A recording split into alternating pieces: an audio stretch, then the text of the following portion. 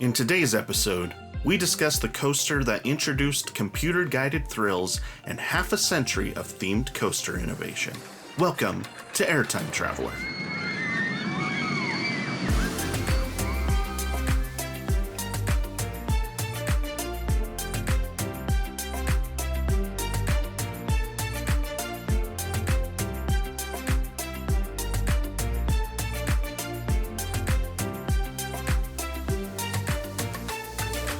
How's it going, everybody? Welcome to the Roller Coaster History Podcast. You are listening to Airtime Traveler.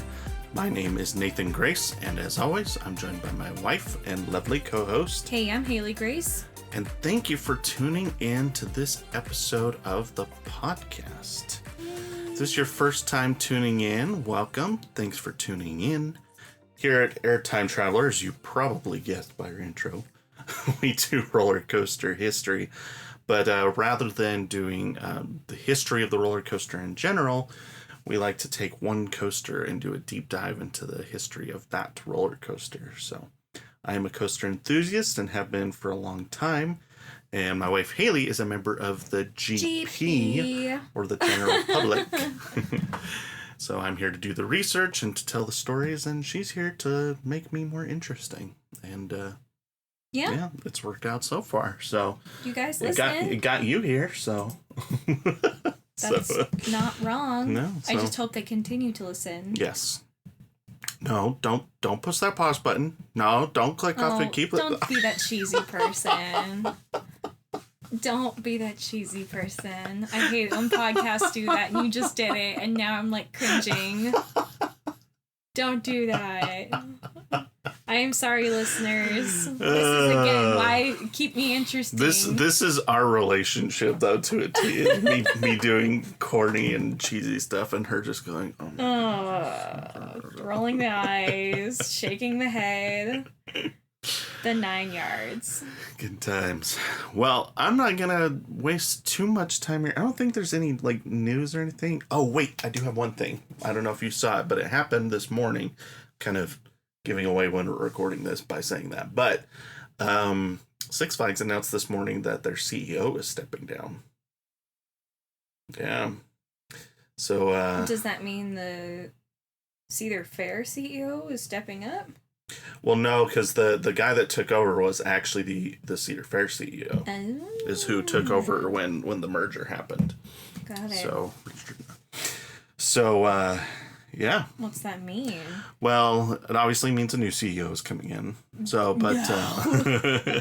but I mean, honestly, other than that, we really don't know. So, because it kind of depends on who the new guy is. So, or gal, could be a woman too. So, it's not really know until that happens. So, so we'll see.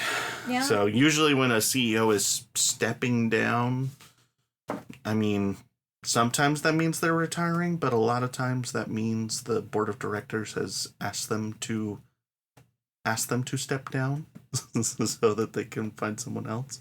It's like a way of firing somebody, but in a nice way, in a less publicly humiliating way. I don't know. So who knows? Who knows if he's just retiring or if he really is being asked to step aside. So, but we'll see. So they made the announcement in talking about a quarter. I guess it would have been quarter 2 earnings call that they had today. I guess attendance was 9% down over last year, but but it was they attributed it more to weather than anything. Which there has been a lot more rain this year than there has been in past years. So true. that is fair. So. But yeah, numbers weren't great, but they weren't terrible. So who knows? We'll see. Yeah. But yeah, I think we'll leave that there for news because we've got a very busy topic today. We're here talking about a roller coaster with so much history that I was having a hard time cutting my script down to fit, things in, because, I was basically having to pick and choose what to include because there was just so much to talk about. And Yeah, I kind of teased it in our last episode, but we're doing a Disney World coaster today. Disney! Which is, Haley's excited about that. Woo! Woo! So we're doing the one and only Space Mountain at the Magic Kingdom in Walt Disney World today. I'm excited. So, yeah, one of the, I would say, top 5 most popular roller coasters of all time. Like, this is a roller coaster that even if you don't know roller coasters, or if you've never been on it, you know what we're talking about. If you've never even been on a roller coaster, you've still heard of Space Mountain. Space Mountain. Like, that's how popular this is. So, Amen. Opened in 1975 at the Magic Kingdom. Cost of $20 million, which is $120 million adjusted for inflation. So that is quite the project that they took on in 1975. Mm-hmm. So, I mean, to put that in perspective, Cosmic Rewind was $500 million. So, I mean, that's, $120 million is still, I think, if I remember correctly, I think that's more than Everest, adjusted for inflation. Really? I think Everest was 100 million. So, that's crazy. So, the coaster has 2 lengths, because if you don't know, it's actually 2 coasters, technically. There's 2 sides to it, and one side is 3,186 feet long. The other side is 3,196 feet long. 90 feet tall, top speed of 27 miles per hour. So good. Average 2025 wait time, 33 minutes. Nuh-uh. I was like, there's no way. No. But it's true. 33 minutes. So. I want to wait 33 minutes for Space Mountain. I was like, I don't know if I've ever, like, if I was just doing regular standby, I don't think I've ever waited 30 minutes. No. Maybe when we went during COVID, maybe. But that's it. But generally speaking, we're not doing standby anyway. We kind of try to take advantage of Genie Plus, and if we go with my brother, we're using his DHS pass. So I guess, our kid will never get on it. No. So, but my brother loves it. So true. So anyway, 33 minutes. I'm a little skeptical of that, but yeah. Who knows? I don't believe it for 1 minute. 33 minutes. The GP, the Disney adult, says no. Yes. In the CoasterBot rankings, it ranks at number 186 in the country. Ranks below coasters such as Wicked at Lagoon, Skyrocket at Kennywood, and Hollywood Rip Ride Rocket at Universal Studios for a couple more weeks. It ranks above coasters such as Escape from Gringotts at Universal Studios, Gemini at Cedar Point, and Flight of Fear at Kings Island. I would never have guessed that it ranked above Flight of Fear, which is crazy to me, but I have to agree. Currently ranks 3rd out of the 4 operational Space Mountains. We'll get into that later, but Space Mountain at Disneyland ranks at number 1, then Hyperspace Mountain at Disneyland Paris, then Magic Kingdom, and then Hyperspace Mountain at Hong Kong Disneyland. Tokyo's version is undergoing an overhaul right now, so that's why it's not included in that. So at Disney World, it ranks number 5 out of all the coasters on property. Cosmic Rewind comes in at 1, followed by Tron Light Cycle Run, Expedition Everest at 3, Rock and Roller Coaster at 4, then Space Mountain, followed by Big Thunder Mountain, Seven Dwarfs Mine Train, Slinky Dog Dash at 8, and then Barnstormer at 9. Of course. Barnstormer. The only child screamed bloody murder the on. only coaster on property I actively dislike. so rough. It is so rough. Very, very rough. Roughest family coaster ever. Poor Parker. The first roller coaster, and he screamed bloody murder on it. It's scarier than Seven Dwarfs Mine Train and Slinky Dog Dash because of how rough it is. It is very rough and loud and yes. Poor kid. Yeah. We should have known better. I mean, it doesn't look that way off the ride, but once you ride it, you're like, whoa. So get me off this thing. Yeah. Review of the name. I mean, it's very generic, but it's also 50 years old. And at this point, it's become an iconic name. It's classic. Well, that's what I'm saying. Like, if we were to do this 70 years ago, or even like when it first came out, we're like, no. It'd be like Space Mountain. Like, there's no mountain. Yeah. There's no. It's not even a mountain. It's just a big building. Yes. But now with the 50 years behind it, like now it's such an iconic name that you don't even think about. No one else has used like Space Mountain except Space Mountain. Well, and the parks have taken advantage of that over time, with Big Thunder Mountain and then Splash Mountain, and so that they after Space Mountain was successful, they just kind of leaned into that a little bit more, right? And made it work. Right. So, review of the logo. I actually where do I have the logo up here somewhere? I'm a little more disorganized this episode than usual, so they have to bear with me. But there was, like I said, there was so much to cover. So I've got it here. So there we go. I do like the logo. It's very basic, but I think it works for it. There's a lot you can do with it, like marketing wise. Like you can like put a cool background on that, or like, whereas other like logos that I've seen like have a background already. This one's so basic that you can always change the background behind it. The funny thing is they could do a lot with it, but they don't. Like, if you go to the park, there's, like, no Space Mountain merchandise. It's so sad. I feel like they majorly need to change that. I feel like if they had ride merchandise...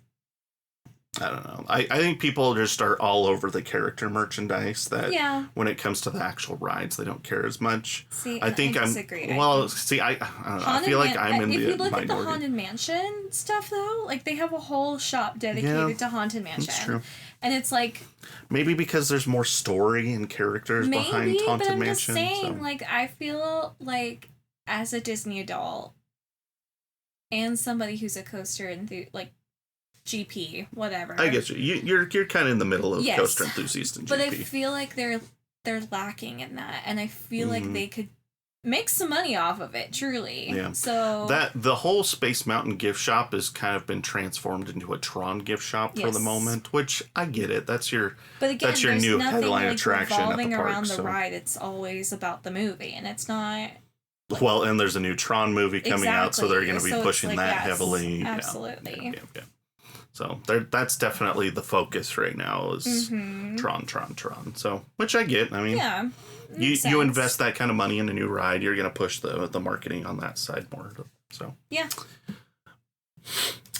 Let's see. Review of the paint scheme in the trains. I mean, the paint scheme is it's all black. Trains are so iconic. The trains are very good. We'll talk about the trains obviously later in the episode, but the trains are definitely iconic. They're so cool. They're just cool. Yeah, those trains have been on the ride since 1989. So those trains have been in operation for quite some time. Yes, I love it.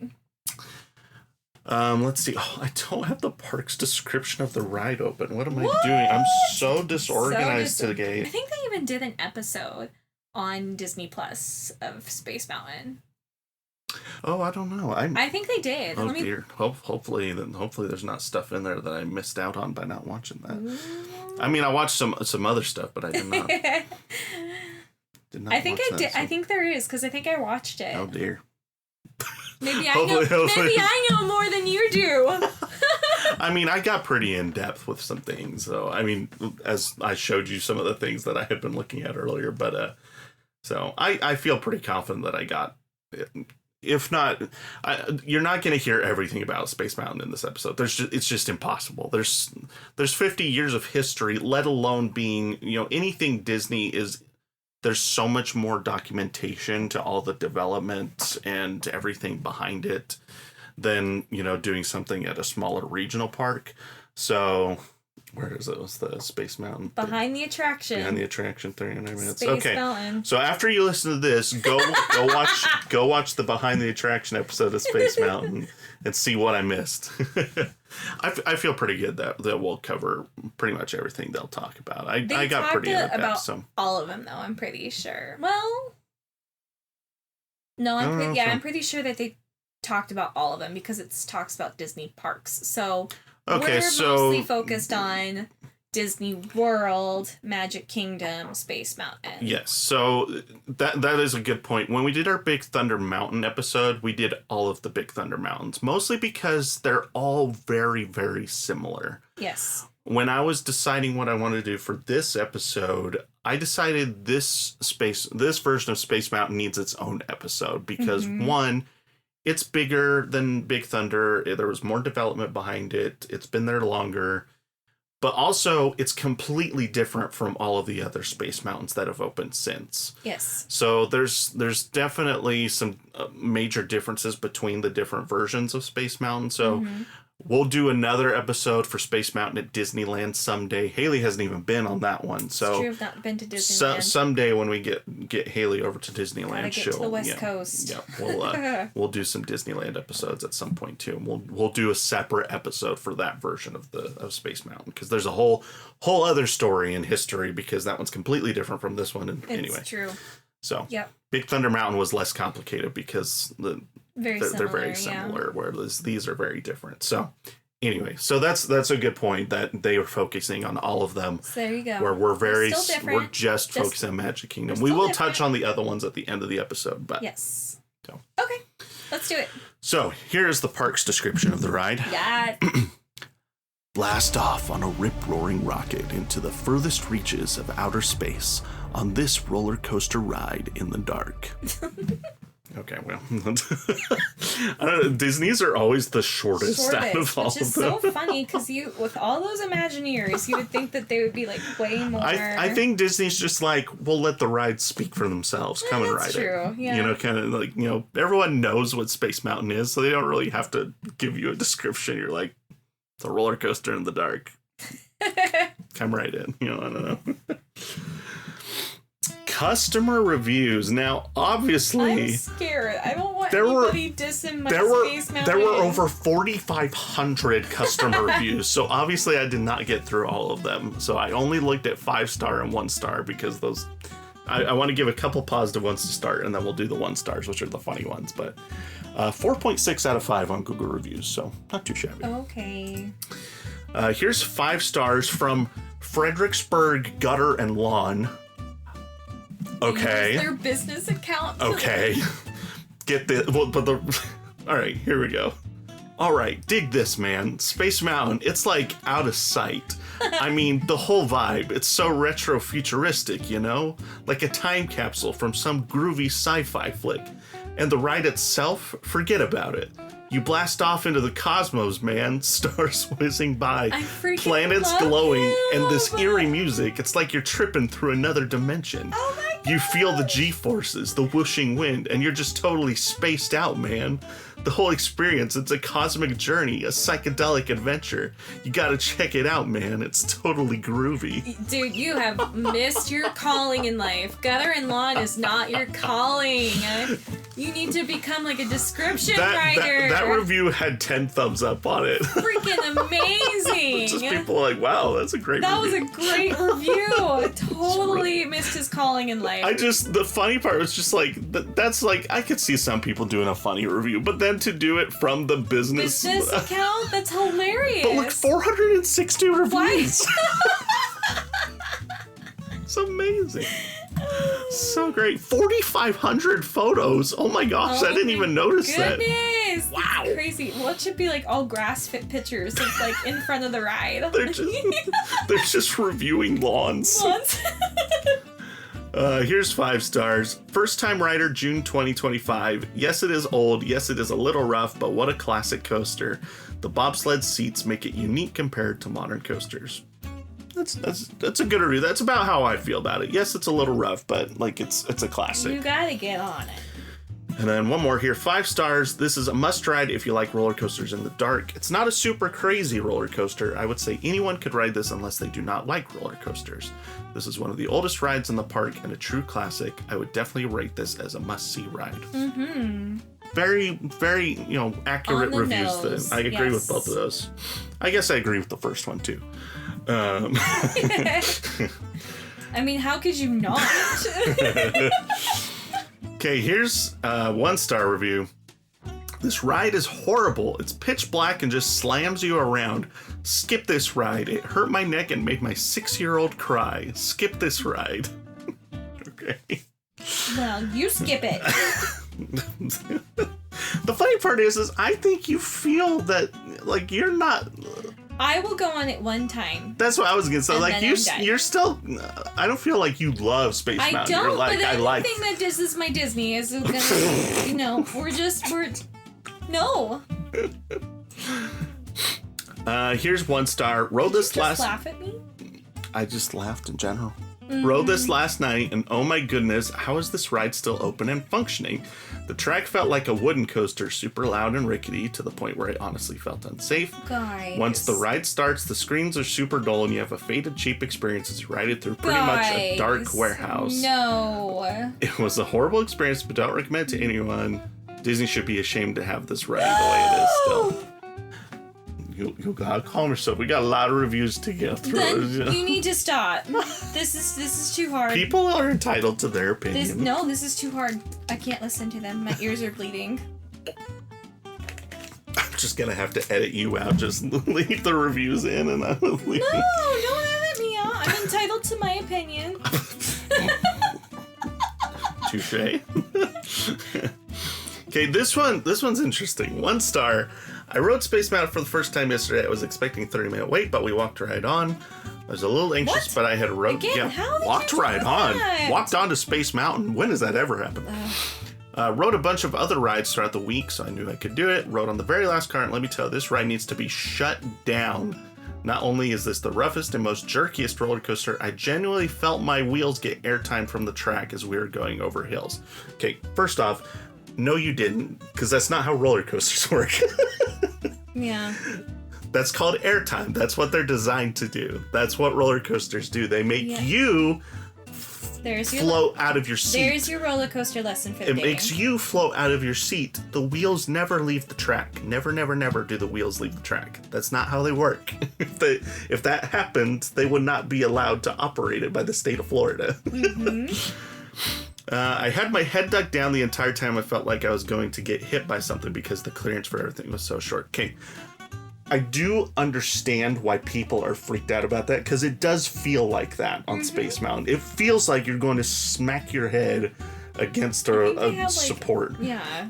But you can't. You physically cannot. Roller coasters are designed with something called, it's a blank envelope. I can't remember what the term is. It's basically when they push the coasters through, they have this big thing that extends around the train, and it's basically extends as far out as people can reach, and then a little bit more.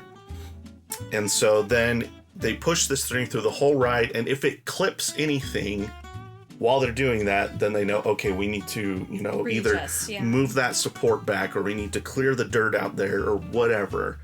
Clearance, that's the word I was looking for. Clearance envelope is what it's called. And so they push this through the whole ride to make sure that no matter what, you put your hands wherever, you're not gonna, lose a finger or whatever. I will say Space Mountain's a little interesting, because I do know that my dad can touch at the very end of the ride, that tunnel that you go through. I do know that my dad can touch the top of it, but my dad's very tall. I don't want to know how it is. Jamie, I'm calling you out. But don't touch the ride. Well, I don't think he does it on purpose. I think he just happened to do it one time and was like, whoa. He wouldn't do it on purpose. You like to pretend that he would, though. But yeah, so Space Mountain, because it's older, okay, maybe there are some spots like that. But if people were losing hands all the time, like, they would shut it down. Yeah. So, yeah, that's not happening. You're safe, I promise. Yeah. Anyway. I think you should edit out, though, that, he was able to touch it. Because now people are not going to want to get on it. 1 star. I knew nothing of this ride, but assumed it was okay for my almost 5-year-old to go on, seeing she reached height requirements. I was absolutely wrong. Do not let your child go on this ride, please. They really need to up the height requirements for this ride. My daughter didn't mind it at all. She didn't come off crying, and I was right behind her holding her hand, but still. I'm so wait, the review was like, I was wrong. Don't let your child go on it. I mean, she had a good time and she liked it, but don't let your child go. What? Seems like you just proved Disney's point that your child was completely fine. Yeah. Okay. Seems like you didn't like it. Yeah. 1 star, I absolutely hate roller coasters, and the fact this was in the dark makes me hate it even more. Well, then why did you go on it?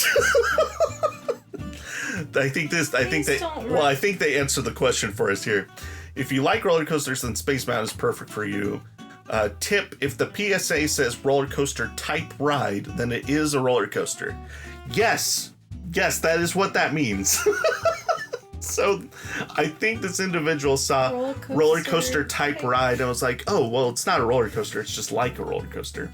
No, that is a roller coaster. Honey, I just like want to pat that person's head and be like, no. Poor person. I'm sorry you had a bad experience. You had a bad experience. Yes, if it says roller coaster in the description, it is a roller coaster. Sorry, Julie. 1 star, this one, I'm just gonna read this. Separated me from my space wife. We aren't even in the same photo. Wasted a fast pass. Oh, geez. Mean employees. Space should be ashamed. One woman was nice though and offered to let us ride again. That has nothing. What the heck? I don't like reviews like those. I'm sorry about your space wife. Space wife. Can you call me your space wife from now on? I don't know. I literally don't understand what that means. Does that mean he met someone in line and thought he was going to get to sit next to her? And so he's like, yeah, this, my wife wouldn't ride with me, but this is my space mountain. This is my space mountain wife. This is my space wife. You know, like how people have a work wife? Like, this is my space wife. That's weird. But then they split him up and he's like, man, I didn't get to sit next to my space wife. What the heck? That's a weird one. Last one here. 1 star, 0 out of 5. There was a blackout and all the lights were off. That's the point. I love that review. I think that's on purpose. I think someone totally was I really hope that's on purpose. I love that review. I love it. If you do them on purpose, kudos to you. It's hilarious. But what I would have done if I wanted to make a funny review like that, I would have left 5 stars and then said there was a blackout and all the lights were off. You know. No, I think 1 star makes it more fun. But now you're lying. Now you're giving it a bad review when you actually like the ride. But it is really cool when the lights are on. I mean, yeah, but that doesn't happen very often. No, but... In fact, of all the times I've been on it, I've never gotten a ride with the lights on. So. I know, we're hoping one day. It's tough. Cool. It's tough. They don't do it very often. So I've had people tell me that they do it. So I mean, they do it, but it's not often for sure. I know. Well, that is our introduction to Space Mountain at the Magic Kingdom. Let's talk about the history. So let's hop into our time machine here. Space Mountain time machine. Yes, and go backwards on the carousel of progress and. There's a great... No, we're not singing it. That was the one that I just... Oh, man. But you're a Disney adult. You can't not like Carousel of Progress. I'm not going to You can't not like Carousel of Progress. I'm entitled to my opinion.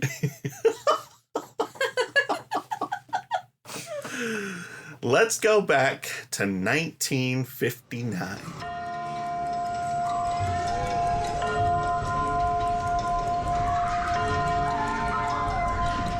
Okay, once again, 2 episodes in a row. Want to give credit to El Toro Ryan again because we talked really about need his to meet this guy. He's really cool. I really like his videos. So he had a Big Bad Wolf episode of his problematic coaster series. Then we talked about Big Bad Wolf in our episode last time on Verbolten. Also has one for Space Mountain, so I watched that for the research for this episode, and he had some really interesting pieces, particularly on the operational side of things. So stuff that is not really talked about anywhere else. So that's cool. Yeah. So he I think I've talked about it before, but he used to operate roller coasters at some of the Six Flags parks and at Cedar Point, I think. Yeah. So he never operated Space Mountain, but because he's kind of in the know with with other like ride operators, he's able to able to get information on stuff like that.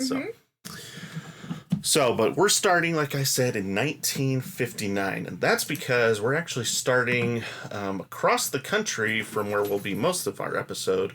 We're starting over in Disneyland for the opening of Matterhorn bobsleds. So it opens in 1959, which was 4 years after Disneyland's initial opening in 1955. Very historic roller coaster, and was the very first tubular steel roller coaster in the world. Really? I don't know if you know what that means. I don't. So there were coasters up until that point that were made out of steel, but it was basically they would have just like a steel beam that the wheels would sit on top of, basically. Where now coasters are all like, they look like pipes, right? They're not actually pipes, but that's what they look like. Yeah. And so tubular meaning like tubes of steel. So nowadays, nearly everything, except for like RMC doesn't do tubular steel coasters, but almost everything else that's a steel coaster is tubular steel. And Matterhorn bobsleds was the very first coaster in the world to implement that kind of technology. So cool. Big deal. And it really opened the door for steel coasters to take the world by storm, basically, in the 60s and the 70s, and even, obviously until today. But the original idea for Matterhorn bobsleds was actually conceived by Walt Disney himself in 1956. So his idea was basically he wanted a bobsled type ride that would come like in and out of a mountain that they would build themselves. Right. Now, originally he wanted to be actual bobsleds, and they just couldn't quite get it to work out that way. And so then they kind of transitioned into doing it as a roller coaster and just having bobsled style trains. So this was also around the time that the Wild Mouse coaster was becoming like a really big deal everywhere. There was Wild Mouse coasters all over the place. Right. And so they kind of took that idea of like tight turns and like, lots of lateral forces. And they said, let's scale that up and put it in a mountain and then have it like coming in and out of the mountain. And that's basically how Matterhorn bobsleds became to be. So they built a 147-foot tall man-made mountain in between Fantasyland and Tomorrowland at Disneyland, themed to the Swiss Alps and the real-life Matterhorn, which, if you didn't know, is an actual mountain in the Swiss Alps. So the Matterhorn is a mountain that's like a really famous mountain, and so that's what the ride is named after. That's cool. The coaster would feature 2 separate tracks and bobsled style cars with 4 riders per car. So it wasn't a train; it was just one singular car with 4 people in it. So, and the cars would dive in and out and around the mountain with a top speed of 27 miles per hour. So, and Matterhorn bobsleds was a huge success for Disneyland and the roller coaster and amusement industry as a whole. Like, it was a big deal, and it was really Disney's first attempt at a thrill ride. They really, up until that point, just had like, like Small World and like, smaller, slower stuff like that. This is the first time that they really tried to appeal to like the teenagers and the adults. Right. I mean, because they always, and like, I think like, Walt obviously wanted it to be a family park, and for it to be a family park, you're gonna have to include that, eventually. And I think thrill was just becoming more and more a thing, and he saw that and he was like, let's do it, let's bring thrill into our parks. And yeah, because in 1959, I mean, the biggest coasters were all wooden coasters at that point. Right. So, I mean, obviously, because Matterhorn was the first tubular steel coaster, so steel coasters were in their infancy at this point. So wooden coasters were really the only place you were getting. Like Thunderbolt at Kennywood was probably one of the biggest coasters in the world around this time frame. Yeah. So, because I think that was built in 56 or 7, somewhere in there.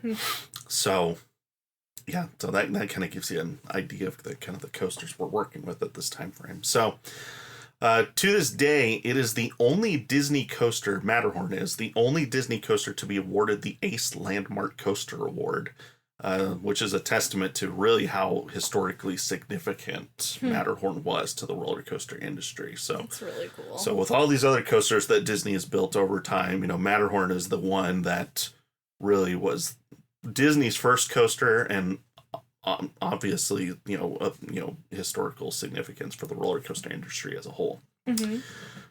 So, following the success of Matterhorn, Walt Disney was convinced that thrill rides could work at the Disney parks. Like, okay, this can work at all of our parks, and this was kind of 59 up into the 60s is really when Disney World started to kind of like, okay, we're gonna build this park somewhere else too.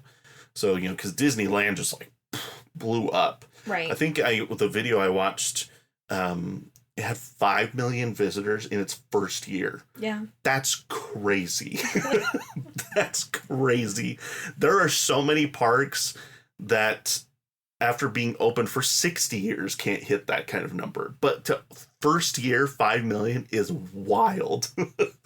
And I think within 2 or 3 years, it was at 10 million. Like, that's just insane. And it's insane numbers. Like, what was it this year? Do you know? I'm sure it was probably 10 plus. I think they're pretty safely cross over the 10 million. Average. Magic Kingdom's the highest in the country. I think highest in the world too, but I think Disneyland is top 5. So while you look that up, I'll keep going. But yeah, so the Disneyland had taken off so fast and had been so successful that they were already, working on this new park in Florida. So as early planning was beginning for Disney World. Try again. 20 million plus? Try again. 30 million plus. Try again. Just tell me. 50 million. Really? That's 50 million. That's crazy. So. Yeah. That is unbelievable. Yeah. And where does that land as far as rankings among the other parks? Because Magic Kingdom is number 1, I think. Yeah. If you don't have that up, and that's fine. So as early planning began for Disney World, in 1964, Walt Disney asked John Hench to explore the idea of a dark indoor space-themed roller coaster. So the plan was to have that be the centerpiece of a new Tomorrowland renovation that they had planned for Disneyland in 1967. So Hench would work on that concept with others, such as, I think these are all people that worked at WED back in the day, Clem Hall, George McGinnis, and Herb Ryman. So early names for the project included Spaceport and Space Voyage. I'm going to pull open some Space Mountain concept art here, because there's quite a bit of it. Oh, yeah. So let's see. Yeah, this is the one that people reference quite a bit. This was like an early rendition that they had put together for what they wanted it to look like. And that one looks like Tokyo's, doesn't it? Kind of. I mean, they all kind of look similar. So Tokyo's, they're doing this. It's new now. Oh yeah. Yeah, we'll get to that later, but. I know one. So this is another one that it was in the early planning stages, and so anyway, but so they went through a bunch of different versions. We'll get to it in a second, but the project was refined over the next couple years. They finally, the first time they put Space Mountain as the name to the project was in 1966. But then in December of that same year, Walt Disney passed away from lung cancer just 1 month after his diagnosis. I didn't realize that. Like, I knew that's what he passed away from, but I didn't realize that, like, he found out about it in November and he passed away in December. Like, it was fast. Mm. And so the Space Mountain project was shelved following his death.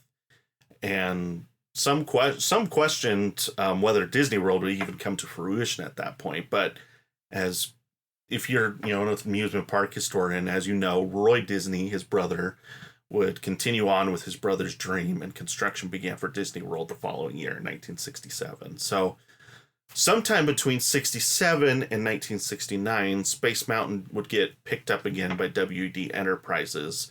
But this time they planned to build the attraction at the Magic Kingdom instead.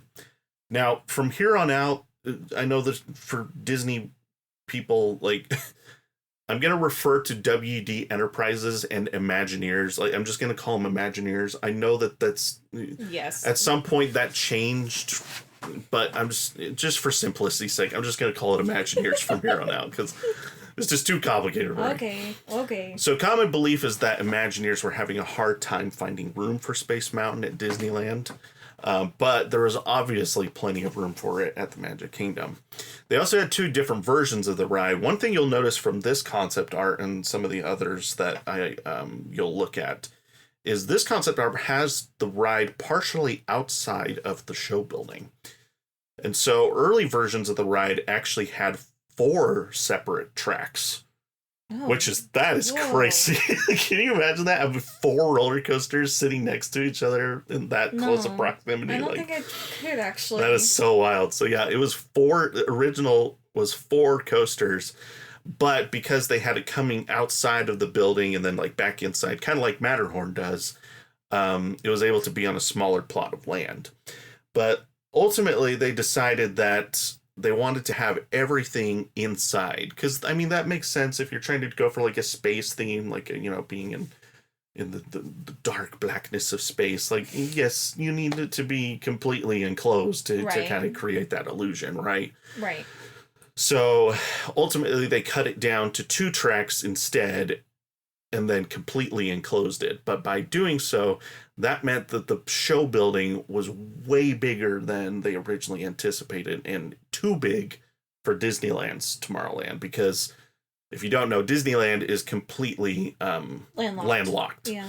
So they don't really have a lot of room to work with as far as that's concerned. But obviously, building Magic Kingdom, they had lots of land to work with. They build it wherever they wanted to. Yeah. So that's why they decided to move that direction and build it in Magic Kingdom instead. So so you can see Space Mountain in some of the concept art in some of Magic Kingdom's promotional material from 1969.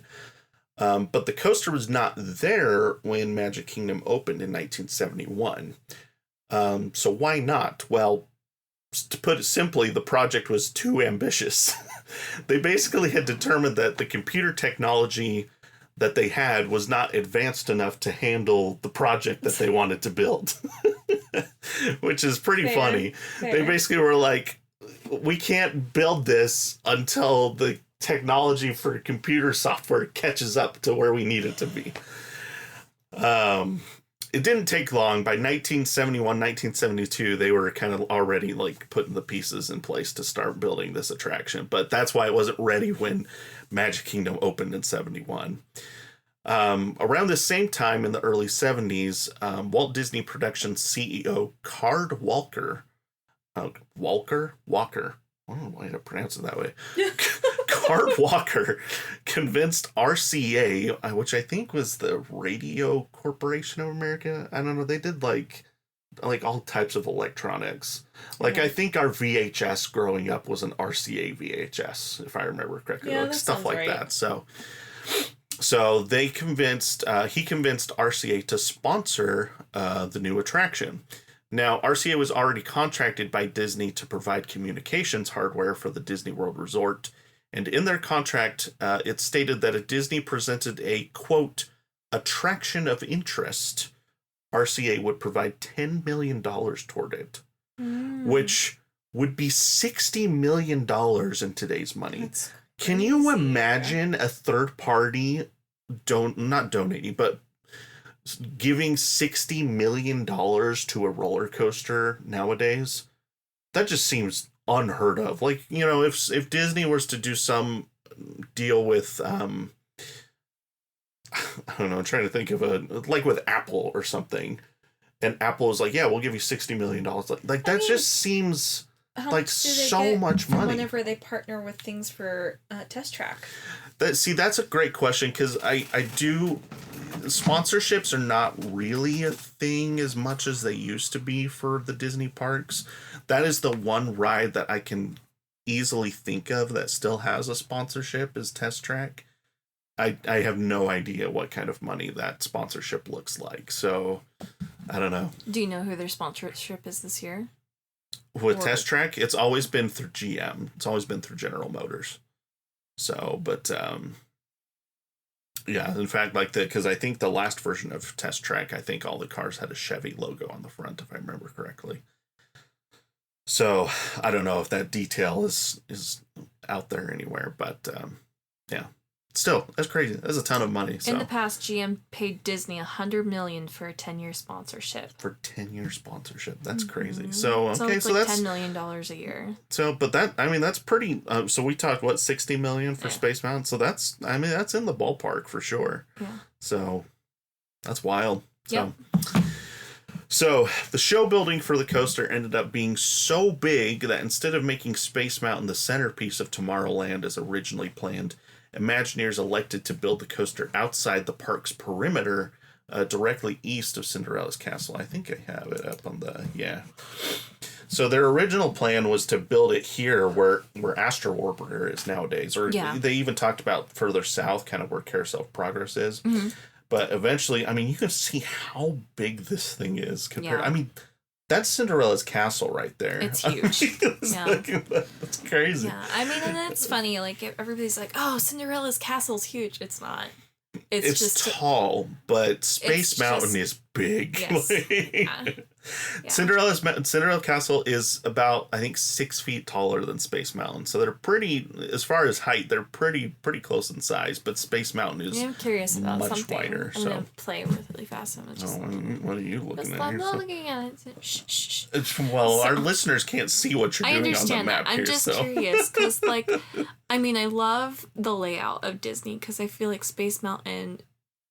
Like, back then, obviously, they're like, oh, it's so out of the way. But now if you look at it, you see, stuff over here. And now they're going to add stuff here. And, it's starting to, kind of branch out. And, I don't think they would have ever been able to add Tron if it was over here, because you know what I mean, I'm sure they would have found another spot for Tron, but at the end of the day, putting it where they put it actually worked out really well, because one of the things they eventually came to the conclusion of is that they were worried that if it was too close to Cinderella Castle, it would actually distract people from the castle, and people would be more focused on Space Mountain. So by having it way off to the west or the east side of the park, you really don't see it unless you're in Tomorrowland or parts of Fantasyland. Right. It is cool though, because your parents stayed at Disney's Contemporary last time, and so they were able to see you can see it from the fireworks way away outside of the park. So they were able to see the fireworks through Space Mountain, and it was such a cool view. Mm-hmm. You know what I mean? Just to be able to see the fireworks in that direction. So it is such an eye-catching feature. So I'm not surprised that they tried to move it away from the castle, because it is very, very eye-catching. Yeah, it definitely would be distracting if it was too close to the castle. So yeah, I think it made sense what they did. So well, and they have it lit pretty much all the time except for fireworks. I think it's still lit during fireworks. Is it still lit for? Okay. But again, because it's so far out of the way, it's not. Yeah. People aren't looking at Space Mountain and the fireworks. You can't unless you're outside of the park, so it doesn't really distract from that. So construction would begin in December of 1972. The building is 183 feet tall and 300 feet in diameter. That's a big old building. It's very big. So Imagineers wanted to design the building to be as open as possible on the inside. It makes sense. Yeah. It just makes it easier to build a roller coaster inside if you do it that way. So this was, I found this article. I was telling Haley about this earlier. There's a 14-page article just about how they constructed the show building. Not even the coaster. 14 pages just about how they built the building. And so that just tells you how much information I had to sort through for this episode. And like, I know I've mentioned this before about like Disney and like Disney things, but Disney is so well recorded with its history. Mm-hmm. Like, you're not going to find recorded history like this for any other theme park, period. Oh, no. You know, it's just so well recorded. And that makes it more fun to talk about and more fun to, like, I don't know, more fun to connect with, you know, from a historical... This is the kind of information that I wish was available for every coaster. This is the kind of stuff that before I started the podcast, this is the kind of stuff I was looking for. I wanted to listen to a podcast that dove into the details of this kind of stuff, and I couldn't find it. So then I was like, well, let's do it. That's what we did. So, So anyway, so I read this 14-page article. I'm not going to go into all of it, but just to give you an idea of what they did to kind of accomplish that, the building, and I'll show Haley the pictures here. You'll kind of have to find them on your own, but. So they basically built this giant circle. What was the word that they used? A slab, just a giant slab of concrete in the middle, and it's supported by 4 concrete columns. Those are the only columns inside the building. So the whole building is just you go inside. Those are the only 4 columns. Now the coaster has supports too, but the actual building itself only has the 4 columns. That's kind of crazy. So then there's an outer ring, which you can see here, which is at my Space Mountain model is at my office. I wish I had it with me. Yeah. I wish I had it with me. Should have brought it home with you. But okay, you can kind of see it here. So then at the bottom of the cone there's 36 of these little columns down at the bottom of this outer ring is what they called it. And then they connected the two with all of these concrete ribs, which you actually see those. That's the roof of the building. So that's the texture of the roof, as you know, so to speak. So if you were to walk around Space Mountain and count each and every ridge or rib on the roof, you would count that there's 72 of them. And all 72 of those are not just there for aesthetic purposes, but were also there for structural purposes. Such a smart design. It's really interesting. And then they just, the rest of the design is just, basically plopped on top of the center slab, which is like right there. Yeah. But again, it's like so smart. It gives it that futuristic look that you're looking for, but also it like gives it the space it needs for you to actually put a coaster inside. Mm-hmm. So smart. Yep. So smart. Good on you, Disney. Each one of these beams or ribs, they kind of use those terms interchangeably, I love these. Is 117 feet long and weighs 75 tons. If you do the math, that means the roof of the building alone weighs 5,400 tons. I want to know how much the beam, not the roof, but I want to know what's holding, how heavy are those? Because I want to know, if I were to ever be in a tornado at Disney World, can I hide in that building and not die? I mean, it's concrete. That's pretty. I was gonna say it's pretty much concrete. That's pretty solid. So, the whole construction process is more complicated than how I put it. Like I said, there's a whole 14-page article on it, but that's the best way that I can simplify it for now. So, there was actually the very first beam that they brought in, so because they bring them in on these big semi trucks, or not, you know what I'm talking, it's big flatbed, bring it in or whatever. And the first one that they brought in actually fell off the truck. It landed on in the road, and I think it smashed a lamppost. Someone done messed up. Oh yeah, I don't know who messed up, but they ended up having to just completely destroy it because they couldn't use it anymore. That's really sad. It cost $60,000. It was a $60,000 piece of concrete that they just had to destroy. It's really sad. So they made 73 of them. The first one got destroyed, and then the other 72 made it onto the building. So, oh yeah. Speaking of I was going to say that the 14-page article was just about the construction of the building, let alone the coaster, the one that I mentioned earlier. But while all this was going on, they were still constructing the coaster simultaneously, which is kind of funny that they did it that way. I have some, where are my construction photos? Here we go. Oh, these are actually way better than the ones I was looking here. You can see these 4 support columns here. Color, yeah. Yep, and then here's that outer ring. So that's kind of how they started, and then they, once that was done. Oh, there's the truck. Here you can see them installing, it looks like the first beam that they're installing there, which is crazy. So and then you can see the beginnings of the coaster here. So they kind of like got the start of the roof going. Or actually, it looks like the roof is finished in this photo, but like the outside wall was still incomplete because it kind of is like, it's like a cone that comes down, but the cone doesn't come all the way down. It like comes down to like 30 feet in the air, and then it comes back down to ground level, like like a wall down there.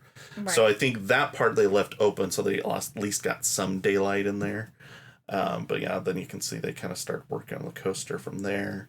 There's a really good photo. You can see the helix that comes through here, and the little airtime mill there. So anyway, those are cool. Those pictures look really good for 1975 too. Yeah, so those are some really good pictures. Wonder if someone went in and cleaned them up. Like, it may have been. So it may have touched them up since then. But yeah, those look really good. So, let's see. The support structure was actually connected for the coaster, was connected directly to the outer ring and the center slab at the top. So kind of providing stability for the whole building together. So the coaster is actually directly connected to the building itself. The coaster, as I mentioned earlier, there's 2 separate coasters actually. Right. They're 2 mirrored layouts. They're named Alpha and Omega. So the Alpha side is actually 10 feet longer than the Omega side. We'll get to that a bit later. I was going to say, why? We will get into that later. So you're taking I'm sorry. I'm trying. Well, the coaster is 90 feet tall. The lift hill is actually only about 65 feet tall because there's parts of the coaster that actually dip below the loading level. And actually, when you unload off of the coaster, so the load station is like up here. You unload directly below the loading station. Oh, weird. I didn't even realize that until I was doing the research for this. Like I was like, oh, that's kind of interesting. So we'll talk about that more later too. But always later. I'm sorry. I got an order with these things. So. Now, we talked a little bit earlier about they needed computer technology to catch up for them to actually make this project possible. Did they do it? Well, obviously. At some point they did. Now, because what they needed is they needed a computer that could handle multi-block control that would allow them to run lots of trains on the track at a time. That technology is on every coaster nowadays, but it was really in its infancy at this point. The technology really didn't start taking off until the 70s. So Space Mountain was actually the first roller coaster to ever be completely computer controlled. So that gives you an idea of how early this technology was. I did not know that. Isn't that cool? There you go. I did learn something else that a lot of people say is they say that Space Mountain is the very first roller coaster to be completely enclosed indoors. But that is actually factually false. Do you know why? I feel like you've told me this before. We've talked about it in one of our other episodes. There was another coaster that opened 3 years earlier that was completely closed indoors. But people really don't think about it because it was so much smaller than Space Mountain. Okay. Our very own Fire in the Hole at Silver Dollar City was the first roller coaster to be completely enclosed indoors. That's funny. So, but people don't even think about it. And because it's more dark ride than roller coaster, people don't really think about that. But that is true. Fire in the Hole was the first indoor roller coaster. Space Mountain was second. Actually, I don't know when Blazing Fury opened. Space Mountain may have been third. So, but anyway, yes, it was the first roller coaster to be completely computer controlled. Now, Disney was really happy with Matterhorn, obviously, and so the Imagineers had actually asked Aerodynamics, who worked on Matterhorn, to come and help them with Space Mountain. But because Matterhorn had done so well, Aerodynamics was too busy with other stuff. They were doing a lot of their mine train coasters at this point because they built a ton of those in the 60s, really in the 70s too. But yeah, Aero was really busy with that, but they would still help Disney occasionally with different parts of the ride because they were working on other stuff at the park too. Aerodynamics did a bunch of stuff for Disney back in the day before Vekoma kind of took over. So as construction neared completion in mid-1974, it became clear that the coaster had some issues. Because really, this was the first coaster Disney had built completely by themselves, because Aerodynamics did Matterhorn. So Disney kind of tried to copy Aerodynamics as best as they could. Right. And used Aerodynamics to kind of help, but it was their first time doing it, and there was definitely a learning curve. So the coaster was originally supposed to open in summer of 74, but remained closed as Disney worked on profiling changes.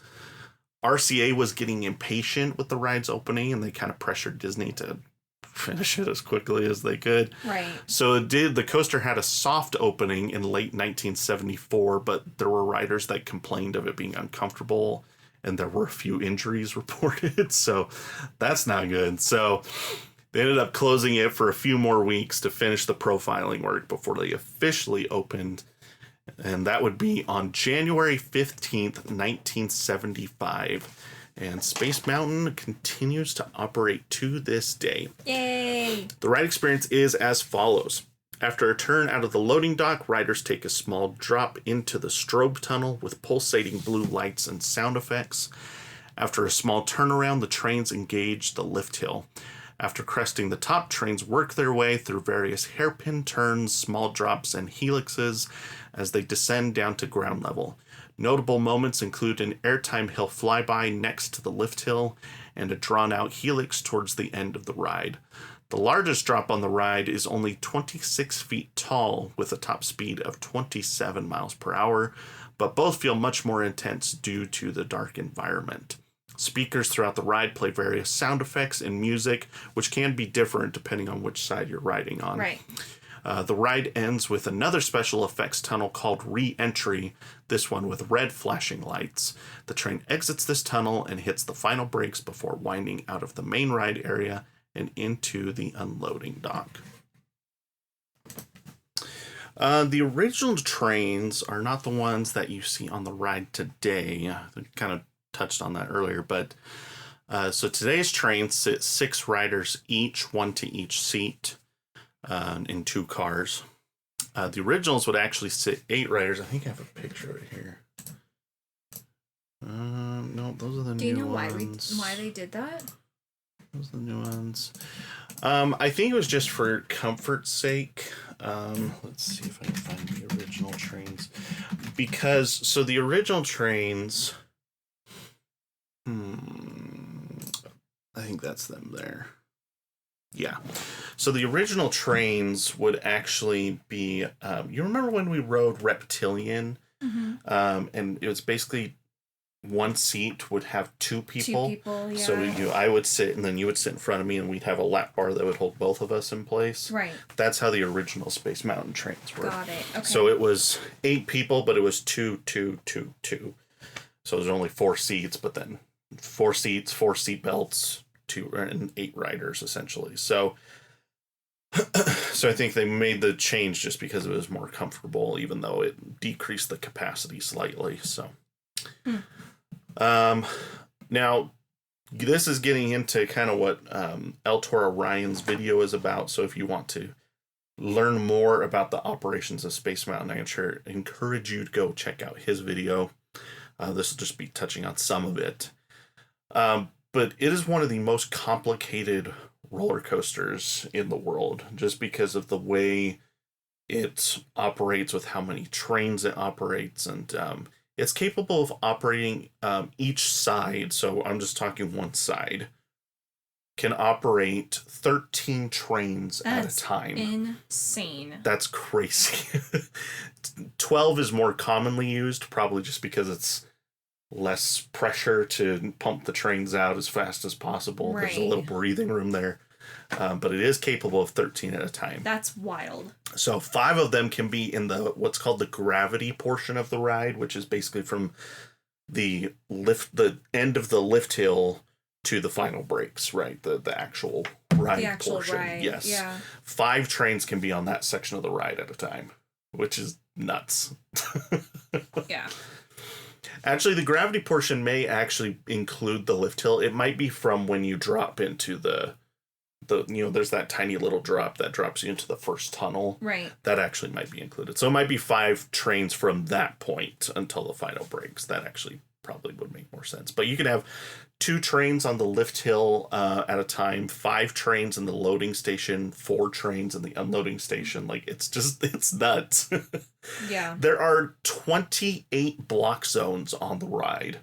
Which, if you don't know what a block zone is, it's basically there's sensors on the ride that prevent a train from moving into the block zone ahead of it if there's another train in that block zone. It's a lot of safety precautions. Yes, it basically prevents 2 trains from being in the same block zone at the same time, and that's the system that's used to help roller coasters trains not collide into one another. Mm-hmm. So that way, if a train gets stuck up the track, that sensor will then tell trains further back that they need to stop. And anyway, so then they'll all stop. So most coasters have 3 to 5 block zones. Right. Space Mountain has 28 per side. So all of those bad reviews, this is your peace of mind. Yes.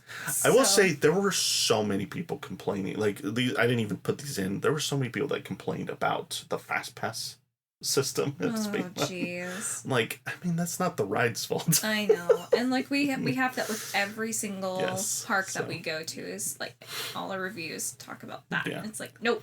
Anyway, I digress. But anyways, continuing. So yeah, 28 block zones, which is crazy. So in total, each coaster has 8 mid-course brake runs, each of them capable of stopping a train if the block zone ahead of it has not cleared yet. So, and if you pay attention when you're on the ride, you'll notice where they're at, because you'll go around a turn and you'll come up into a small section of flat track and then move on to the next. Every time you hit that little section of flat track that nothing's happening, there's probably a brake run there that can stop the train in case of an emergency of some kind. Right.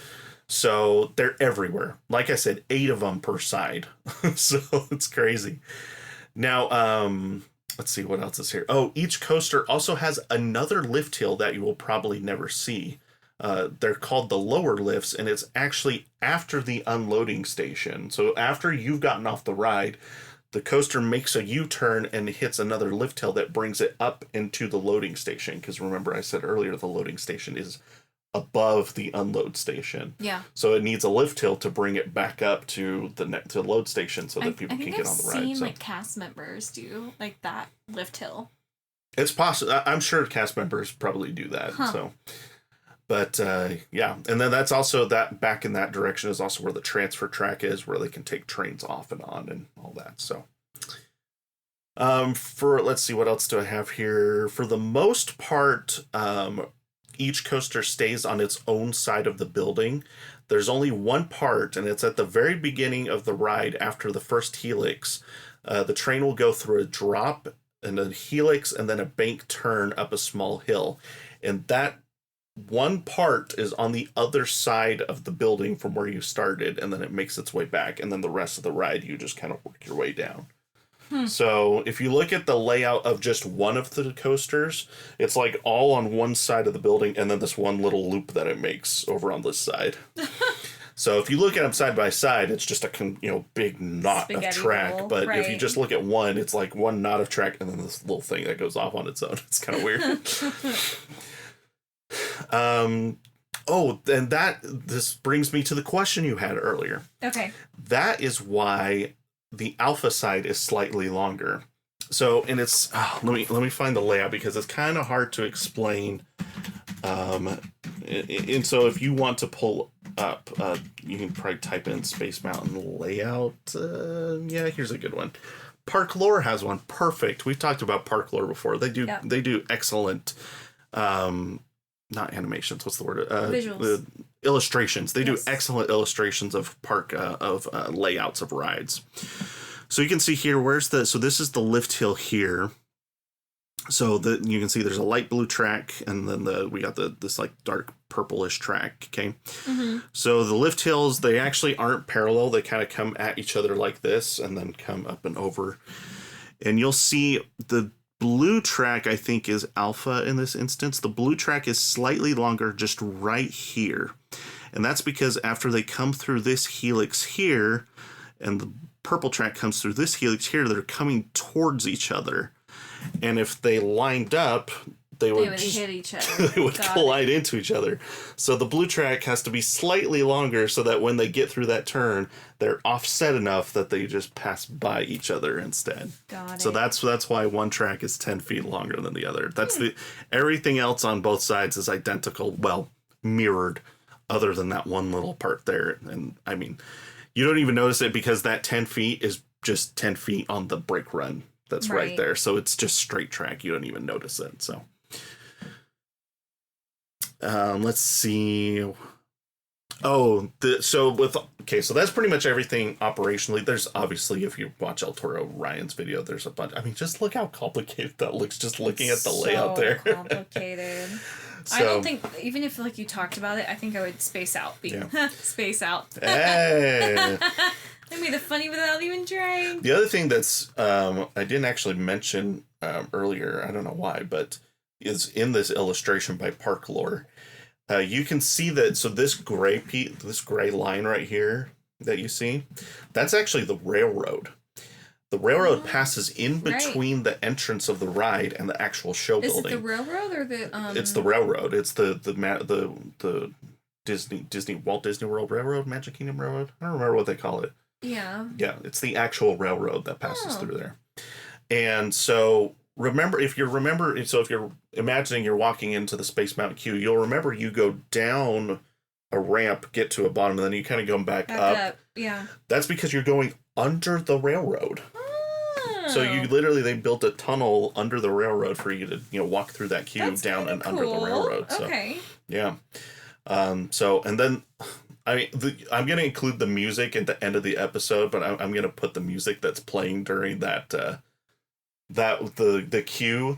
queue music for Space Mountain, some of my favorite theme park music of all time. Might be my favorite theme park music of all time. You listen to it like... I just listen to it for fun. Like, I love I don't even remember what it's called. The Star... I don't remember. It's some of my favorite music, even though I don't remember the name of it. Super good. But you can't find it. It's not like on Spotify. You have to listen to it on YouTube or whatever. But anyway. So... I just was reminded of that as I was looking at the illustration here from Park Lore. But so with all that in mind, the operations of Space Mountain in the early days were just a nightmare.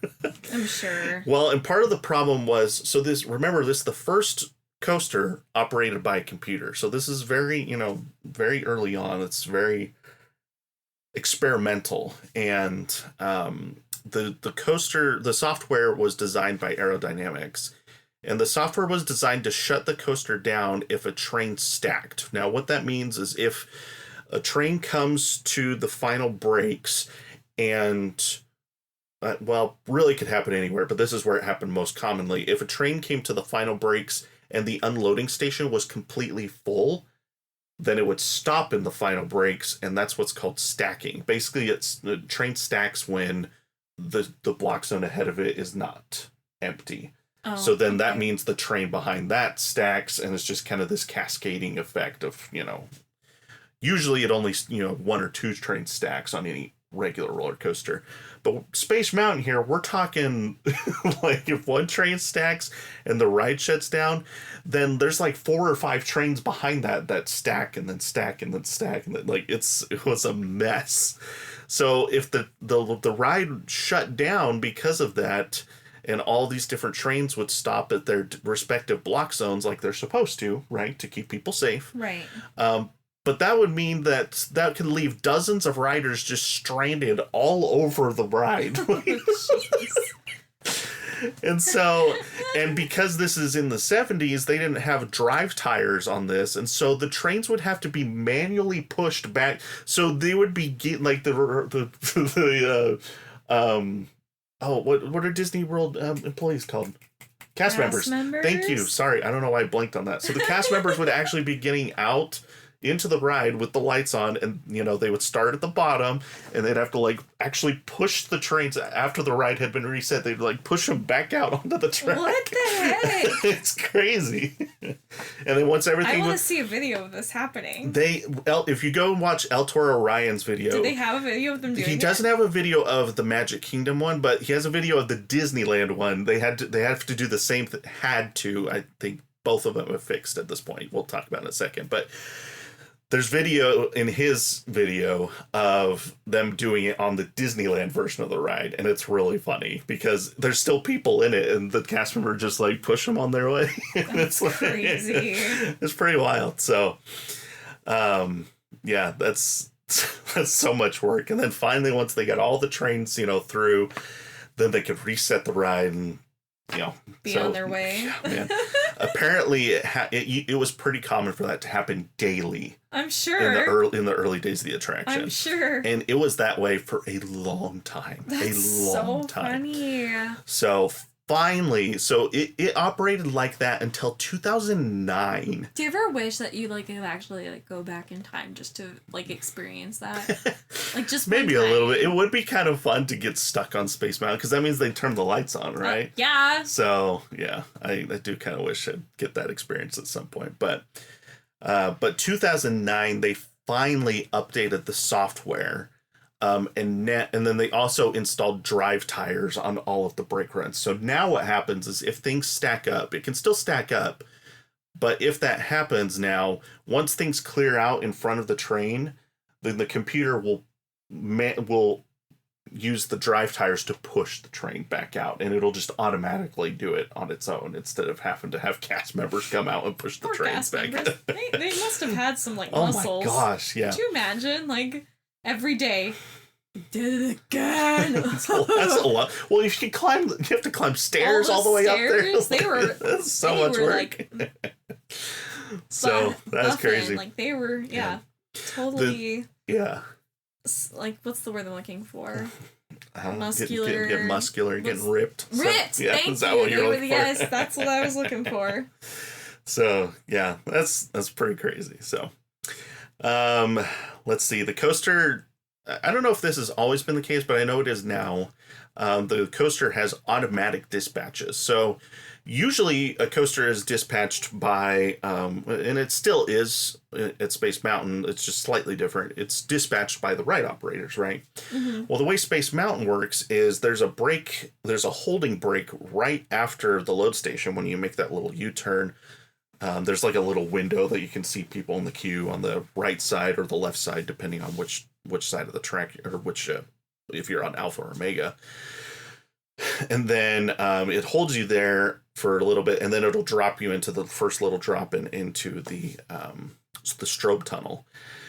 Well, that holding brake is automatically programmed to release a train every X amount of seconds. It's determined by how many trains are on the track. So I think it's anywhere from 29 seconds to 17 and a half seconds.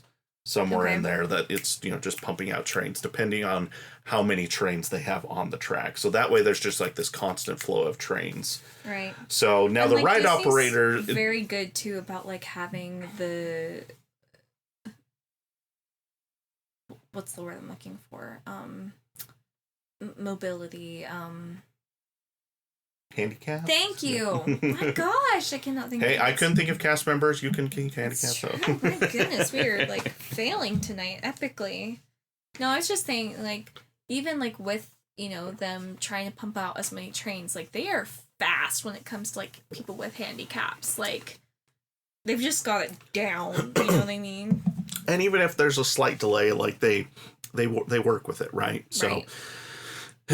And really that's why this new program really helped, because sometimes there's things that cause the trains to stack that are completely out of their control, let's trying to help somebody in or out of the train. They need to take some of the stuff they figured out here and put it with Small World.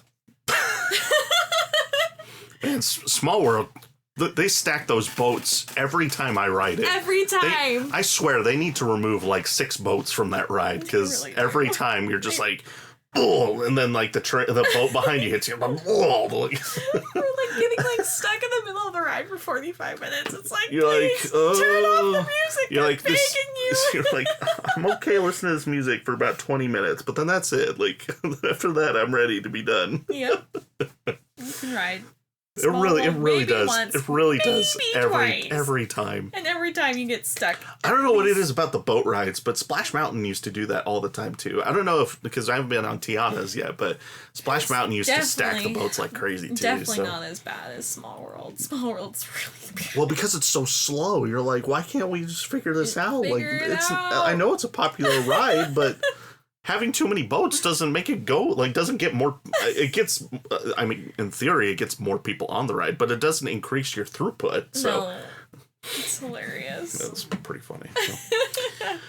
So this episode's already long, but I do, okay, we're close to the end. There's so much we could talk about. We're nearing the finish line. Obviously, I'm gonna miss something, and someone will comment on it, whatever. But like, you forgot this. Just know that whatever you're commenting, I probably know it. I probably just had to cut it out, whatever. So, one of the most notable things about Space Mountain is that it was built side by side with another attraction, that being the one and only People Mover.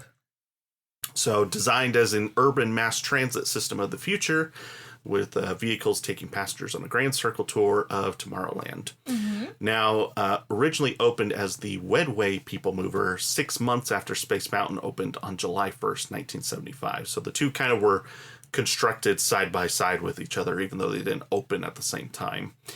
So, and the ride is directly incorporated into Space Mountain, and honestly is the best way to get a good look at the roller coaster, especially if the lights are on. But it's hard to know when that's the case. So you just kind of have to get lucky. Have you ever been on People Mover? One time I've been on People Mover when the lights were on. I think I've been on it twice with the lights on. Yeah, there's one time I was on People Mover when they had the lights on. It was pretty cool. You were so excited. I remember. Well, you remember that. Maybe it was 2 times then, because I remember it once as a teenager. So then it might have been with me then. Maybe it was. Maybe I have seen it twice then. But so the People Mover travels into the west side of the show building and then passes in between the 2 lift hills and then makes its way to the outer edge of the show building and kind of goes around the ride and then works its way back out. Actually, I can't tell if this illustration here shows. I don't think this illustration shows people moving around here, actually. I kind of wish it did, but oh well. I can't be too picky with what Park Lord did here, so. But, can't be picky at all. What are you talking That's true. about? I could never do anything like this, so I'm not artistically inclined to do something like that. But RCA had a really large impact on Space Mountain for many years. Obviously, they paid for half of the ride to open, so it makes sense. The signage heavily featured RCA in the early days. Let's find some images here. So outside there's the like spire that's I think what do they call it? Not the spire. The I have it in here. Pylon. They call it a pylon. So this pylon had RCA on the top of it on all 3 sides. I also had this little cool rocket on the front here. This thing is really cool. I really like that. So this is actually, you can see this is actually the design of the first coaster train that they had because it's got 4 people in there. So I wonder where those kinds of like pieces went. Yeah, like where did this go? Where's that rocket? Where is it? This was the original ride entrance, which is very interesting. It's very, very bland. It is very bland. You don't see that kind of blandness anymore anywhere. Space Mountain. A journey through time and space presented by RCA. There you go. So that was the original. So obviously RCA all over the place. Also you remember when it used to have a moving walkway on the exit? You remember that? Yes. So when the ride first opened, and for a long time, when you went through the exit, which was really, the exit pathway is so long. So long. It used to have moving sidewalk. So moving Basically sidewalk? the same thing that you would see in an airport. Yeah, so it had like a moving sidewalk, and on the right side there's a bunch of stuff that RCA was advertising, and so nowadays there's no sponsor of the ride, and also the moving sidewalk is gone. So sad. Gotta get your steps in. I couldn't find an answer for why that went away, by the way. Like, when I was looking through, I was like, why did they get rid of that? I couldn't find an answer. I wonder if it's maintenance. Probably. You don't want to take care of the ride and the... Well, and if it breaks down, how do you get people out? Like, it's a pain, so RCA would actually regularly request that Disney refresh things, depending on, if they were making refreshments to, like, their branding or things like that. So in 1989 was when they first asked to, like, refresh everything. So that's when RCA hired somebody to do the entrance, and the ride sign was updated. I don't remember what the second ride entrance, I couldn't find it. So this is the first one, but I could not find a picture of the second one, because basically what it is you would walk in, and this wall would be on the left side. Mm-hmm. So it wasn't even like out front of the ride. It was like right as you're entering the ride was on this wall on the left side. And I think they took this down and put something else there, but I can't find a picture of that. I'm sure that's somewhere, but anyway, couldn't find a picture of it. But so they refreshed that. And while they were doing that, that's when Disney was like, why don't we pull off these trains and put on the new ones? So they kind of did all that all at once. So 1989 is when they got the new trains. Smart, yeah. They're like, the ride's going to be closed anyway, so why don't we do, the work we need to do as well? So right. So after nearly 20 years of sponsorship, FedEx took over as the sponsor in 1994. And I do know that I saw the FedEx sign. Where's the... that's the new one. I want the old one. Here it is. So they so awful. That's awful. Well, so what they did originally is so when FedEx took over, I didn't know this, but with the gift shop building, apparently that was supposed to be a train station. So the train was originally supposed to stop in Tomorrowland. And for some reason or another that didn't happen, but the building was there, and it was there for years. And then finally in what year did I say this was? 1994. They said, why don't we make that a gift shop? And so they rerouted the exit queue so that you went through the gift shop, because now all Disney rides do that, but so that's and then they turned that into a giant Space Mountain gift shop. Now it's a Tron gift shop with a little bit of Space Mountain. Wait, what was that? Little bit of Space Mountain. There is some, because I bought my little model Space Mountain at that shop. So little bit of Space Mountain. So voice, like I've never heard you. I don't know what to tell you. Okay, I'm gonna just die over here in the corner. This pylon, this isn't the original one either. They tore down the original one and then rebuilt it, and then actually mounted the ride sign to it. They were like, why don't we just put the sign on this instead of having it back in right at the entrance? So this was the very first one, and I think it's hilarious that it doesn't even say FedEx. It says Federal Express. That tells you how old it is. That tells you how old it is. Back before, that's back before FedEx was called FedEx. They were called Federal Express, which is so funny. Such a mouthful. Eventually, it did change to this once it became a little bit more modern. So. And it's not there now. No, it's not. It's not sponsored anymore. So this picture was probably early 2000s. So because this is a different color than the sign is nowadays, because the sign nowadays is like a lime green, neon green color instead of this orange color that it had for a while. So let's see, 1994, like I said, is when the pylon was removed.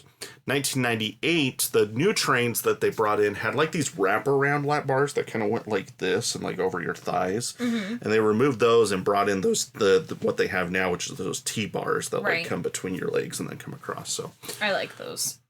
Yeah, they're better. So 1998 is when they replaced those, and they're still on the trains to this day. 2004 is when FedEx canceled their sponsorship. And so that's when they refreshed everything. And updated it to this, which is what it is today. Actually, it looks like it used to be white, and then they moved it to green. So I'm not sure when this was. Obviously, it was after FedEx. So sometime, I wonder if what it was, because FedEx was 2004 is when they left. And then the ride had a big refurb in 2009, which we'll talk about in a second here. So I wonder if this white was 2004 through 2009, and then this is 2009 to present. I'm going to guess that's what it is. Okay. Unless maybe this sign is for one of the other Space Mountains. So somebody out there knows the story. They're going to correct you. They're going to grill you. They're going to be like, how dare you?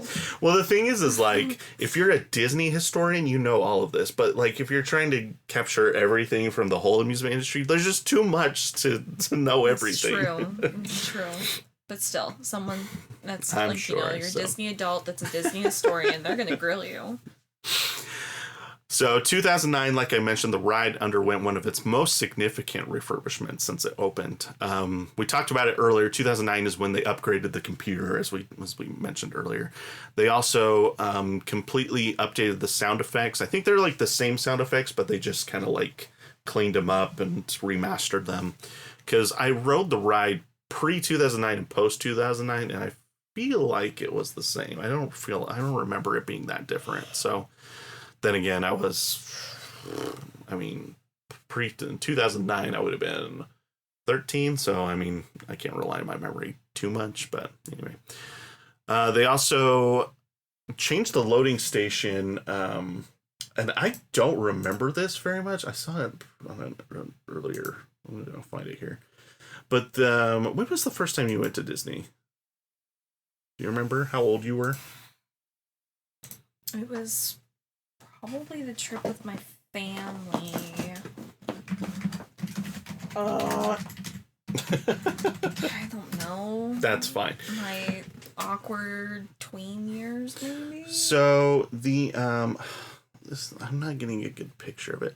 So when you're in the loading station, you know, you look up in the roof and there's like that big, there's screens now that just show different things. It shows like, you know, there might be like I think one of them has like a galaxy like spinning or whatever. Mm-hmm. You know what I'm talking about? So those big sections in the ceiling apparently used to be open, and you could actually see and hear the roller coaster through that.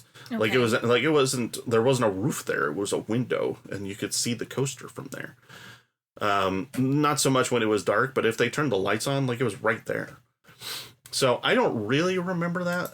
I'm trying to find a picture because it was kind of crazy.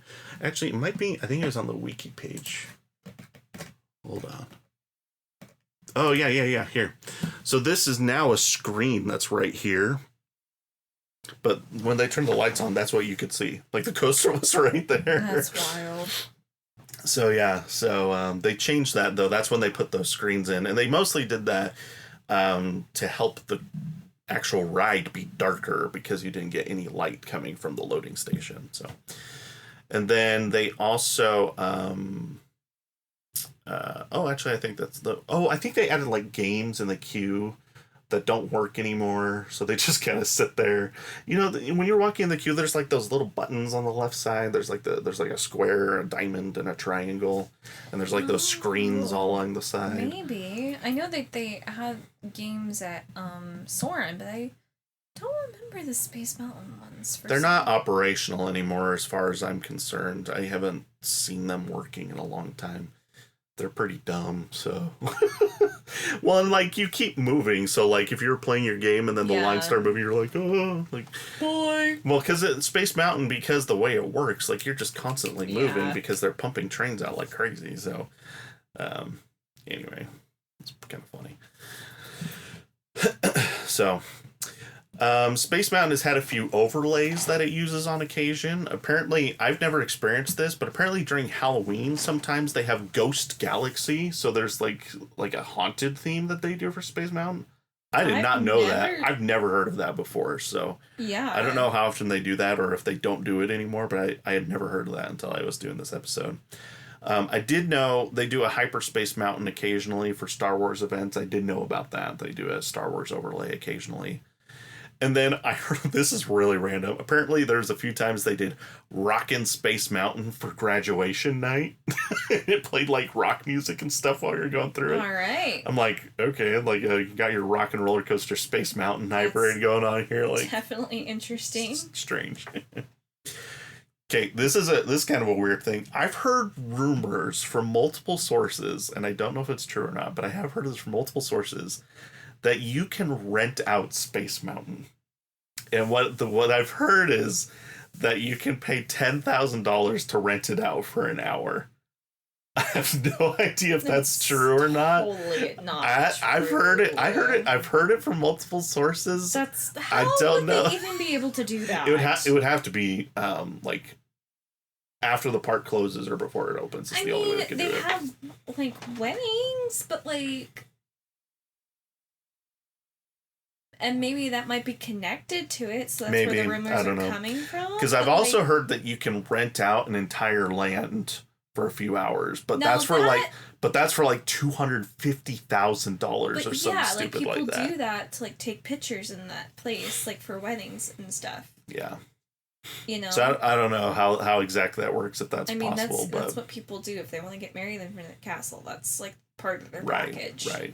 That's so crazy. So much money. So, just to kind of close, obviously we need to talk about the other versions of the ride that have come since the opening of the original Space Mountain. So the next one to open was Space Mountain at Disneyland in 1977, so only 2 years later. So they finally did get their Space Mountain. They were supposed to get it first, and they ended up getting it second. But as a result of that, they adapted it to fit a smaller footprint so that it would actually fit in the Disneyland park. And because of that, it only has one track instead of two. But it has larger trains that actually sit guests side by side instead of in single file. So the capacity is actually roughly the same, despite only having one track instead of two. So, and many people consider it to be the best Space Mountain, actually. So the special effects, and it has onboard audio on the 1977 version. So they've definitely, I feel like this version, they've tried to keep it as close to the original as possible with minor upgrades. Where Disneyland, they're kind of like, let's keep upgrading it and make it like as awesome and great as possible. Right. So it's kind of a different strategy that the two have had. I remember riding, I've only been on the Disneyland version of Space Mountain once, and I vividly remember the music, where this one, the music is kind of off in the distance because the speakers aren't on the train, where this one, it's like right there. So like the music is a big part of the Disneyland version. So they definitely have a different feel to them. So Space Mountain at Tokyo Disneyland opened 6 years later in 1983. It's a near clone, well, I should say it was a near clone of Disneyland's version, but currently it is being torn down to be completely overhauled in a multi-year it's not a refurbishment. They're basically not starting from scratch, but they're building a brand new coaster inside of the existing show building. That's wild. So currently Space Mountain wasn't good enough. I'm gonna rebuild it. Currently plans to open in 2027 as of their initial plans. So who knows if that'll actually be when it opens, but yeah, it's I don't know. So there's mixed opinions on that for sure. And the renditions, people say it just looks like melted ice cream, which I can kind of see that. So yeah, we'll see how that goes. Hyperspace Mountain at Disneyland Paris would open in 1995. This one has probably the most fascinating history. All of them have fascinating histories, but just to briefly talk about it, Disney stupidly tried to open Euro Disney, now Disneyland Paris, without a Space Mountain in 1992. And big mistake. There were a lot of other mistakes that they made with that park, but the park was about to go under. Like, it was really, really bad in the first few No, years. they're hopping. They've got lots of cool things there. Yeah. Now, So 1995 they opened Space Mountain. I don't have the French version of the name, but in English it was called Space Mountain from the Earth to the Moon, which was it was themed to Jules Verne's 1865 novel of the same name. And it was completely different from the other Space Mountains. It's given like a steampunk design. I don't know, have you seen this version of Space Mountain? We've probably talked about it before, but Disneyland Paris. So that's the Disneyland version of. Oh yeah, we have talked about it. Yeah, we've talked about it before. I think we talked about it in our Rock and Roller Coaster episode, because this was one of the early like plans for Rock and Roller Coaster that didn't end up getting used, and then they ended up recycling it. I don't remember exactly the story. I just remember this was involved in the Rock and Roller Coaster story in some way. But so this was very steampunk vibe, and it was a launch coaster. This, you can see this upward section here that's actually the train getting launched right there. That's wild. The whole base of the novel was like they were building a cannon to launch them to the moon, and so the ride was themed around that. So this big cannon on the side that would actually launch them, mimic launching the train up, and then it would go into the show building. A couple inversions, actually. Much more thrilling version of the ride than the other Space Mountains. And it was basically Disney's Hail Mary attempt to save the park, and it worked. Like, it brought in tons of people, and from there they kind of figured management out, and the park is doing much better nowadays. But so, by the way, I figured out my first Disney trip. Oh yeah, 2010. 2010. 15 years ago. Yeah, that's crazy. That's weird. So, unfortunately, and don't get me wrong, I love Star Wars, but this, unfortunately, was rethemed to Star Wars in 2017. So, the original, like, steampunk Jules Verne vibe is gone. Now it's just TIE fighters and X-Wings, and I like cool. Star Wars, but, like, man, I love just a unique story, right? Like, right. I would have loved to ride the original version of this one. So that's why nowadays it's called Hyperspace Mountain, because of the Star Wars stuff. So, and then the last one, Space Mountain at Hong Kong Disneyland. Not much to say about this one. It's basically a modern version of the Disneyland model. It's the same layout essentially, but I think they had Vekoma come in and do that one instead of the other ones were still like Disney / Aerodynamics did those ones. And then this one's more modern, so Vekoma came in and did that one, but kind of followed the same layout. So. Mm-hmm. Now, notably, Shanghai Disneyland does not have a Space Mountain. What they do have is the one and only Tron Light Cycle Power Run, which was essentially their idea to but to build that instead of Space Mountain in the Shanghai park. But, I mean, it was inspired by, the idea was to build like a modern day Space Mountain, but use an IP to kind of drive the storytelling, right?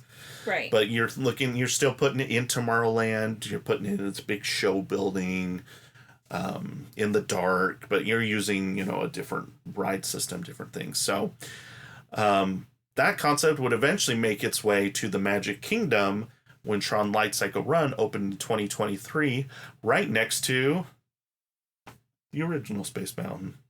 It comes full circle all the way back around to the original. We love circles. It's so fascinating that this coaster that kind of made its way all the way around to the other parks, and then they built like this new version of it, and then that new version ends up right next to the original.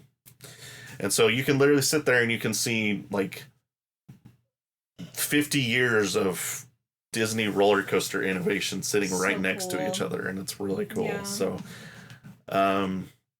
yeah, speaking of 50 years, that's why we were doing a Space Mountain episode today, because Space Mountain turned 50 years old in January of this year. And if we did episodes in January, that's when we would have done it. But since we didn't, that's why we're doing it now. So, but yeah, Space Mountain 50 years old this year. So that's a pretty exciting anniversary for the original Space Mountain. And really, after 50 years, it still remains a cornerstone of the Magic Kingdom and still a very popular attraction. and really just a cornerstone of theme park history in general. You know, I would not be surprised. I'm kind of surprised it hasn't happened already, honestly, if Space Mountain someday gets that Ace Landmark Award, just like Matterhorn does. Yeah. Because it really, you know, like I said, Fire in the Hole was the first. But really, people look to Space Mountain as like, that is the epitome of indoor roller coaster. That's what brought about the Flight of Fears and the Rock and Roller Coasters and the, you know, all these other indoor coasters that would come over time. It really all started with, you know, wow, we can build like a full-blown thrill coaster inside a building. That's crazy.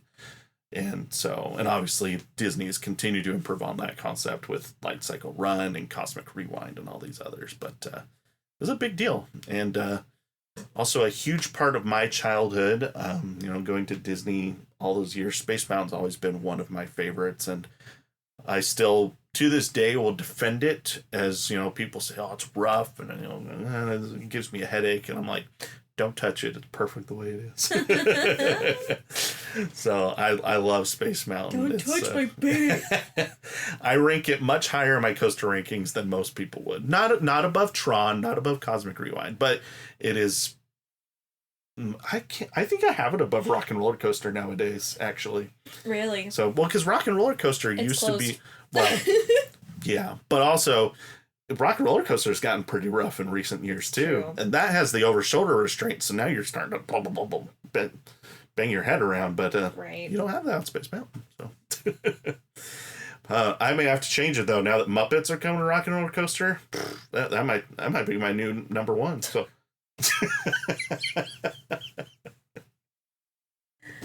on that note, here's to 50 years of Space Mountain, and hope it is here to stay for another 50 years. Yes, please. And that is the history of the legendary Space Mountain at Magic Kingdom at Walt Disney World. Probably our longest episode ever. We're at an hour and 45 minutes right now. So if you stuck around for that whole episode, kudos to you. I appreciate the support. You're an amazing person. I was hoping not to be that long, but man, there's just so much to talk about. And there's so much more we could have talked about. But 100%. But we're just going to leave it there. If you want to learn more, go learn more. There's definitely more to learn about this ride. And it's, you know, a really interesting history. And obviously all the other renditions that came in later years. So definitely a very, very important piece of amusement park history. So, well, thank you for tuning into this episode of the podcast. If you liked that episode, be sure to leave a 5-star rating on the podcast here, you know, whether on Spotify or Apple Podcasts. It's not for our egos. It's just to help people find the podcast in the future. Maybe a little bit for Haley's ego. So, yeah, I won't even deny it. You can also you can also follow us on social media on Twitter/X or on Instagram. Our handle on both of those is @airtimetraveler. Super simple. And yeah, be sure to tune in. You know, yeah, keep following us. We got more episodes coming now that we're kind of back in the groove. Now that we're back from our trip from Pennsylvania. So if you didn't hear our Six Flags America trip report, be sure to go check that out. That just came out last week. And I think we're going to have another episode coming out. I can't remember. It might be next Thursday or I don't have to remember if it's next Thursday or the Thursday after that. But we got more episodes coming for you. So be sure to keep a lookout. And yeah, go ride some Space Mountain. Go give Space Mountain some love. Anything from the GP? Nope. Nope. Space Mountain is awesome. Space Mountain is awesome. Thank you for... Yeah. Disney is awesome. Disney's the best. Yeah, they're very good. Yes. Thanks for tuning into this episode, and we will see you in the next one.